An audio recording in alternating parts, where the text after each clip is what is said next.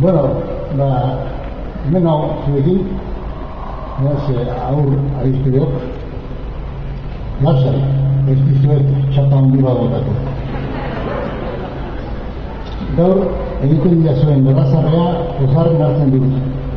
Betidanik ideia berak eta zuen duago, baina dakizuenez ez ditut beti beste gorazarre batzuk onartu.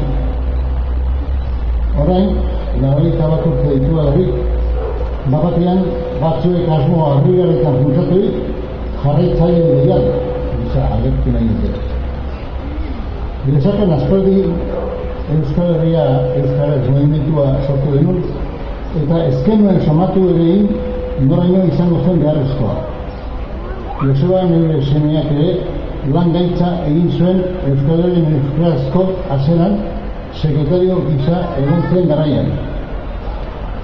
Geuk aldarrikatu genuen azeratibeetik Euskal Herri osoan Euskarak ezinbestezko hizkuntza izan behar zuela. Bagenekien elebitasun orekatuaren ideia ipuin hutsa da. Edozein herritan hau ikusi baitugu.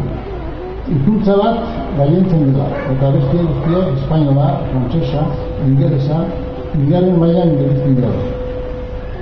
Etxemplu batzuk gogoraziko ditugu, Flanderian, Nederlandera, frantsesari nagusitu zaio. Finlandian, suoniera, suedierari.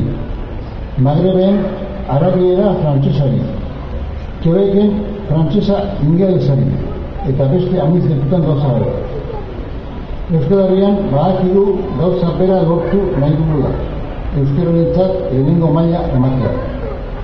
Ez dut egitaldi hau luzatu nahi, gora Euskal Herri Euskalduna eta gora Euskal Herrian Euskarazko adiskideak.